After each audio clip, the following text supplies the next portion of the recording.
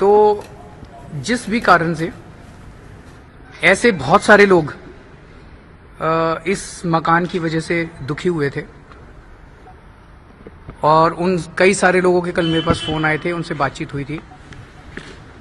उन लोगों का मैं विश्वास नहीं तोड़ना चाहता किसी भी हालत में।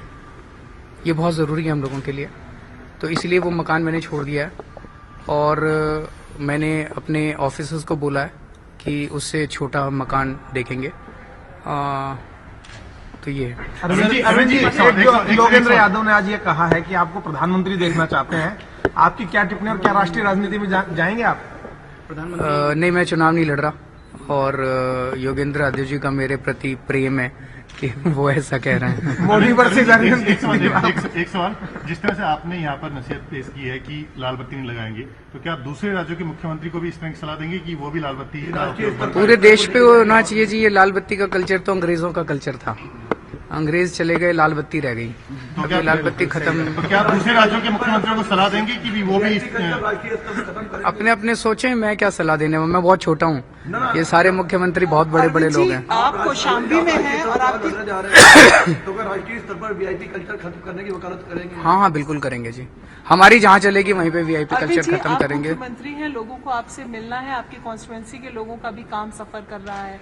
जिस तरीके से आज घर लेने से इनकार किया, आपको नहीं लगता कि ऑफिस तो चल सकता? नहीं, ऑफिस चलेगा। मैंने यही आज ट्वीट भी मैंने ये किया था कि भाई चाहे छोटा घर लूं, लेकिन ये भी कोई ज्यादा बड़ा नहीं था, इसमें 5 कमरे का घर था, तो लेकिन 2 घर तो बगल बगल में लेने पड़ेंगे। एक घर से ऑफिस चलेगा और एक घर में मैं रहूंगा। सिक्योरिटी के बारे में क्या कहेंगे? सिक्योरिटी तो मैं कोई जरूरत ही नहीं। आप चुनाव नहीं लड़ रहे, राष्ट्रीय राजनीति में जाएंगे या नहीं? क्या आपको कुछ प्लानिंग बनाई है आपने? देखिए, मैं लोकसभा का चुनाव नहीं लड़ रहा, लेकिन प्रचार के लिए जरूर जाऊंगा, पार्टी के प्रचार के लिए पूरे देश में जाऊंगा। अरविंद केजरीवाल वर्सेस राहुल का आजकल चर्चा शुरू हो गई है, बहस शुरू हो गई है। देश की राजनीति ये नहीं है। अरविंद केजरीवाल भी इम्पोर्टेंट नहीं है, मोदी जी भी इम्पोर्टेंट नहीं है, राहुल जी भी इम्पोर्टेंट नहीं है। देश की राजनीति बेसिकली भ्रष्टाचार और महंगाई के खिलाफ है। इस देश की जनता पिस चुकी है बुरी तरह से। केजरीवाल जी, आपको नहीं लगता आप सिक्योरिटी नहीं ले रहे हैं, लेकिन इसकी वजह से एक पुलिस के ऊपर ऑलरेडी एक प्रेशर है, क्योंकि अगर कुछ भी होता तो जिम्मेदारी उनकी है। मैं उनको आश्वासन देना चाहता हूं कि पुलिस ज्यादा चिंता ना करे मेरी सेहत की।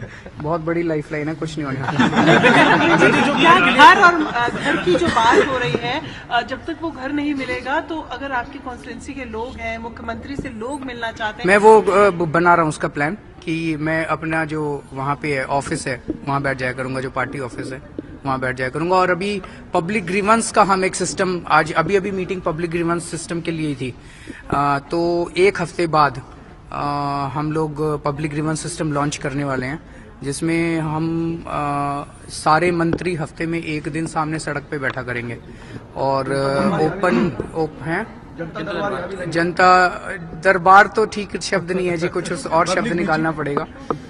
तो सामने बैठा करेंगे सड़क पे, सचिवालय के सामने सारे मंत्री अपने ऑफिसर्स के साथ जनता की समस्याओं को सुनने के लिए। तो समस्याएं तो यहाँ सुनी जा सकती हैं। और दूसरा, एक जल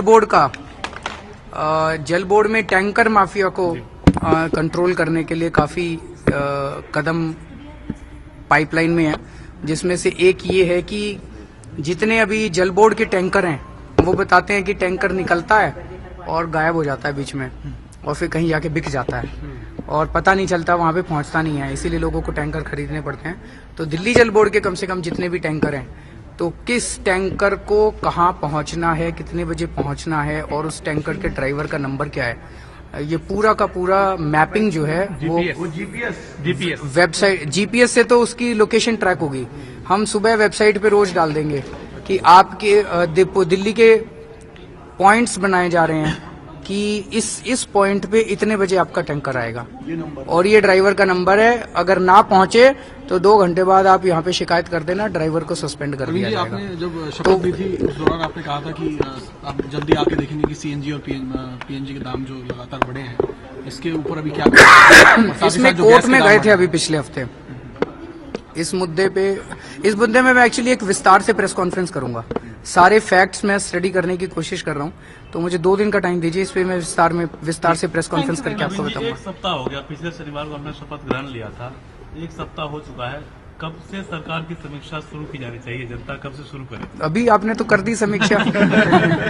मेरे घर के बारे में बता दिया, तो आप हमारे को बिल्कुल स्क्रूटनाइज कीजिए जी, हमारी हर गलती निकालिए, और उसके लिए हम तहे दिल से आप लोगों के शुक्रगुजार हैं।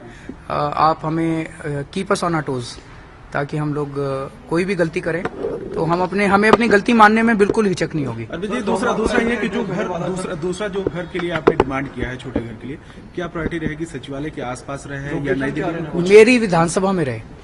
It should be a part of my constitution. नई दिल्ली विधानसभा में, लेकिन वहां अब बाहर फर्स्ट नहीं आना लेसन अरविंद केजरीवाल को मिल गया, आपको लगता है, जो घर नहीं लिया? लेसन तो क्या, मेरे हिसाब से तो वो भी उतना बड़ा नहीं था, लेकिन अगर मुद्दा बना है और कुछ अच्छे लोगों को भी उससे हर्ट हुआ है तो फिर पीछे हटने में कोई दिक्कत नहीं है।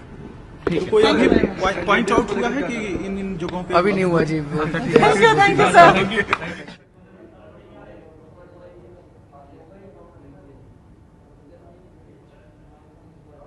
तो दिल्ली के मुख्यमंत्री अरविंद केजरीवाल ने कहा है कि वो लोकसभा चुनाव नहीं लड़ेंगे।